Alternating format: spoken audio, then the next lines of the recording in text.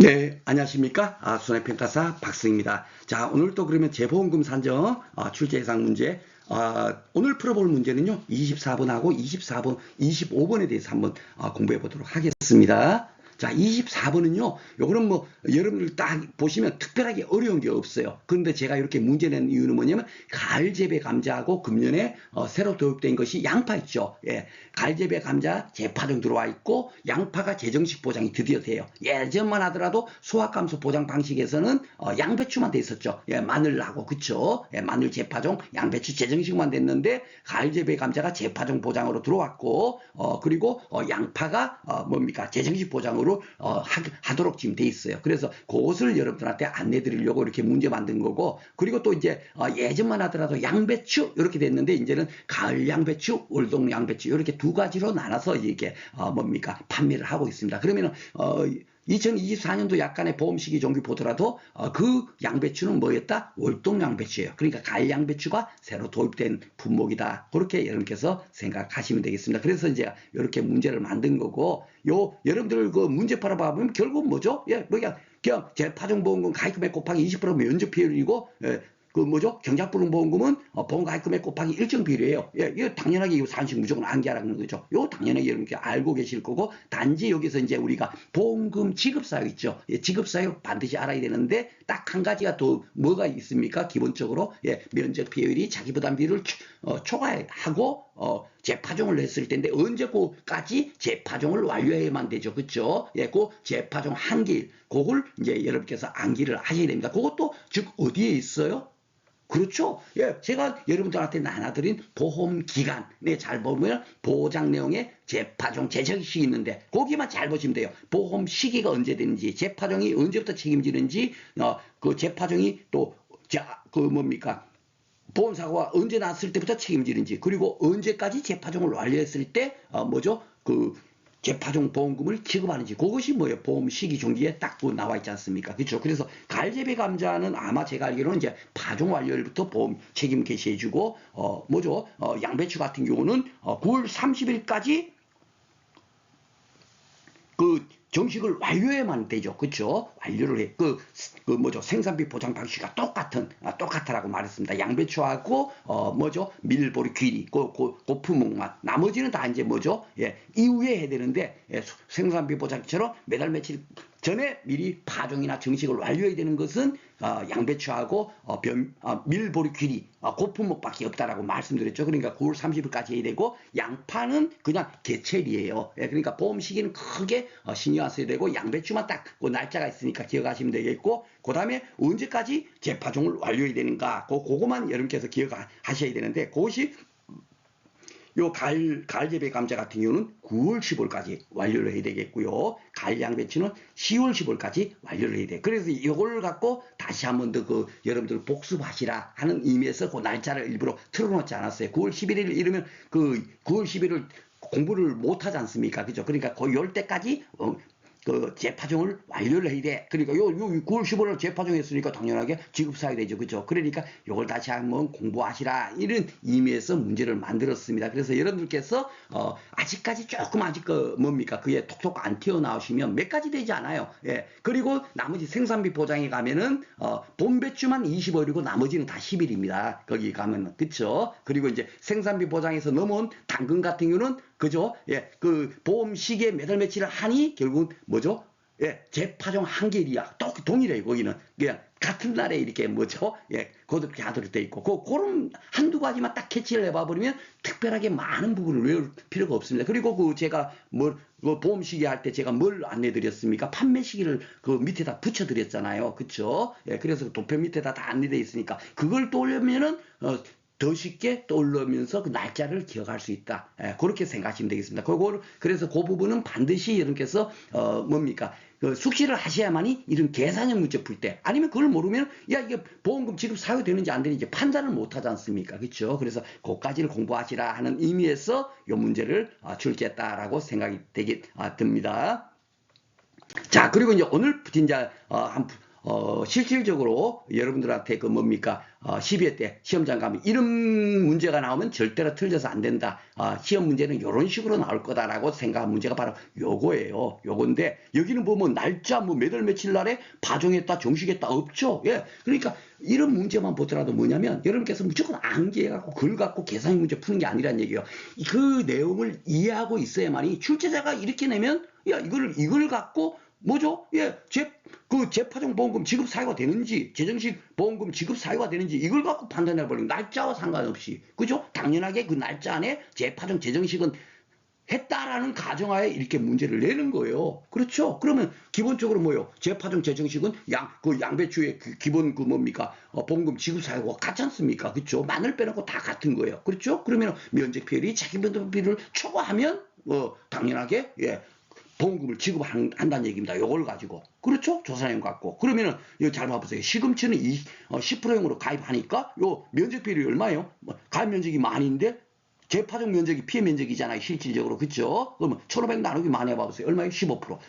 10%보다 초과했죠? 예, 이거 지급사유 되는 거예요. 그러니까 이거는 뭐 어떻게 돼요? 가입금액 곱하기 20% 곱하기 면적 비율 15%에서 90만원 지급되는 겁니다. 근데 이제 양상추 같은 경우는 최고보장비를 몇 프로 가입을 해요? 20%입니다. 그죠? 막아놨어요. 이거는 10년 전부터 양상추를 계속 보험계약해갖고 보험금 1원도 안 탔는데도 불구하고 이분은 10%형으로 가입을 못하는 거예요. 막아놨으니까. 그렇죠? 그래서 제가 이거 여러분들한테 꼭 기억하시라고 말씀드렸던 이유가 그거고요. 예, 그래서 여러분들한테 제가 필요 없는 지식을 갖고 막 암기하세요. 절대로 안 합니다. 다 계산의 문제를 풀 때 이걸 모르면 15점짜리가 날아가니까 이거는 반드시 공부하세요. 그것만 제가 여러분들한테 강조를 드리는 이유가 그거예요. 이제 뭐 뜻인지 아시죠? 무조건 놓고 두 문자로 암기하세요. 이런 식이 아닙니다. 저는 반드시 필요하니까 이걸 모르면 이거를 풀 수가 없어요. 이거 15%네 해갖고 그냥 똑같이 3천만 원 곱하기 20% 곱하기 면적 비율 15%딱 이래버리면 어떻게 됩니까? 날아가는 거죠. 이거는 지급 사유가 안 되는 거예요. 왜? 면적 비율이 15%인데 자기 부담 비율은 20%잖아요. 자기 부담 비율을 초과했어요, 안 했어요? 안 했죠. 그러니까 이거는 양상추는 지급 재정식 보험금은 빵원된다. 이것을 뭡니까? 노리고 출제자가 출제를 한 겁니다. 아셨죠? 이런 것을 우리가 공부를 하자 하는 의미에서 문제를 냈습니다. 그리고 이제 또 하나는 뭐냐면 이제 경작불능 보험금을 이제 경작불능 보험금까지 하는 경작불능 보험금이에요. 뭐죠? 식물체 비율이 70%다 넘으니까 대상이 되니까 어떻게 되죠? 경작불능 보험금 가입금액 곱하기 일정 비율이잖아요. 이거는 10%형으로 가입했으니까 45% 그냥 곱하면 되고, 예, 양상추는 20%형으로 가입했으니까 40% 그냥 곱해버리면 되는 거예요. 그렇죠? 그러니까 이것도 제가 뭐죠? 1 마이너스 자기부담 비율 나누기 이렇게 떠올릴 필요도 없이 10%형은 45, 예. 15%면 42, 20%면 40%. 그냥 그대로 머릿속에 그냥 톡톡 나오게 해야만이 이걸 빨리 쓰고 그냥 끝내버리죠. 예, 바로 그겁니다. 그죠? 이렇게 간단한 거예요. 아무것도 아닌 겁니다. 그쵸? 예, 이렇게 하는 거고, 왜 요걸 넣나? 요 생산비 보장보험을 넣은 이유는 딱 하나예요. 11회 때도 봐보세요. 벼 문제가 평년 수확량 구하라, 정부지원 보험료 구하라, 3번이 뭐였어요? 수학감소보험금을 구하라. 2과목에 수학감소보험금 구하래요. 1과목에서 6번 문제에서. 그리고 8번이 인삼이었나요? 인삼 문제도 예, 보험 가입금액 구하세요. 2번 예, 계약자 부담 보험료 구하세요. 3번이 뭐였어요? 인삼 보험금을 구하세요. 그죠? 2과목 문제가 나오죠? 예, 인삼보험금 과세요 문제가 7회 때 한번 딱 나오고 지금까지 나온 적이 없었어요. 그게 이제 제가 금년에 나올 가능성이 굉장히 높다라고 말씀을 드리는데 또 그게 또 나온 겁니다. 그렇죠? 아마 그 인삼 문제는 제 강의 들었던 분들은 대부분 다 15점 맞았을 겁니다. 예, 그런데 중요한 게 그렇게 이제 문제가 세팅이 되는 겁니다. 그러면 여기서도 순수하게 재파종 보험금, 경작불능 보험금만 구하라 그럴까요? 생산비 보장 보험금까지도 구할 수 있는지 없는지를 여기서 물어볼 수 있잖아요. 이제는 어쩌나 저쩌나 많은 것을 묻고지 많은 것을 물어가지고 시간을 많이 소요되게 하고 그래야만이 뭐죠? 변별력 있는 시험이 되는 겁니다. 옛날처럼 그냥 달랑 한 문제 갖고 15점으로 그냥 무조건 딱 해보면 운 좋은 사람은 15점 맞고 운 나쁜 사람은 틀려버리지 않습니까? 그죠? 근데 이제는 여러 군데서 막 이것도 묻고 저것도 묻고 하니까 공부가 어느 정도 딱 된 분들은 불합격하고 싶어도 불합격할 수가 없어. 예, 전부를 다 실수할 수가 없으니까. 그렇죠? 예, 그렇게 문제 나오는 겁니다. 그래서 이제 생산비 보장보험금이 계산과정과 값을 써야 된다. 이거는 2과목 문제인데 제가 여러분들한테 미리 말씀드리지만 우리가 앞으로 계산형 문제 풀 때는요. 지금 이제 1과목에 우리가 단답형 키워드 지금 진행하는 과정에서는 이런 것은 좀 우리가 꼭 이렇게 숙지하셔야겠습니다. 하지만은 2과목에 딱 넘어가면요. 예, 순수하게 이렇게 뭐 보험 시기 이렇게 있지 않습니까? 날짜 암기하는가 이런 거 빼놓고 나면은 다 이해해버리면 대부분 끝나는 거예요. 암기사항이 거의 없습니다. 암기가 하더라도 계산 문제를 풀면서 그냥 자동 머릿속에 암기가 돼요. 그는 내가 이거 꼭 암기해야겠다 하지 않아도 암기가 자동적으로 되도록 그렇게 되기 때문에 이제는 공부가 쉬워요. 그 대신 큰 틀을 이해를 하셔야 됩니다. 그래서 제가 깨진 독고치부터 했지 않습니까? 그렇죠? 거기서도 생산비 보장 방식에 뭡니까? 품목들은 어떻게 피해를 구한다? 그것을 다 안내드렸어요. 그죠? 예. 그 피해 면적에서, 예, 손해 정도비를 구해갖고, 예, 피해가 얼마나, 그것이 바로 뭐다? 투입된 비용 중에서 실질적으로 얼마쯤 손해가 났는가. 그러면서 제가 모든 손해보면 손해 빼기 자기보다는 겁니다. 그까지도 말씀드렸습니다. 그죠? 그래서 지금 전혀 공부하지 않았어요. 이 과목을 공부하지 않았지만 여기 생산비 보장보험금에 구한 산식은 결국 뭐냐면 가피자 공식 그걸 씁니다. 그죠? 제가 수학감소 보장도 가피자고, 농작물 재보면 다 가피자예요. 가피자. 나머지 뭡니까? 손자 쓰는 거는 시설물. 그쵸? 예. 그리고 가축재보험. 딱 정해져 있어요. 더 이상 없습니다. 그러면은, 뭡니까? 피해만 구해버리면 끝나는 거잖아요. 이 피해율만. 그쵸? 그럼 피해를 어떻게 구해? 주어진 조건 갖고만 풀어라. 제가 여러분들한테 계산형 문제는 제일 일바닥 뭐냐면, 이것이 조건이 옳은지 틀린지 판단할 필요도 없어. 무조건 주어진 조건 갖고만 문제 풀면 돼요. 아셨죠? 그러면 이게 지금 봐보세요. 피해가 얼마쯤 났다 이랬잖아요. 이 조건이 뭐냐면 제일 뒤에 생산비 보장 보험금을 생산비 손해조사식이 나오잖아요. 이런 것은 뭐야? 생산비 보험금을 구하기 위해서 조사를 한 거예요. 그쵸? 예. 그러면 피해가 7천이 났어. 만 중에서 7천이 났으면 피해율이 얼마입니까?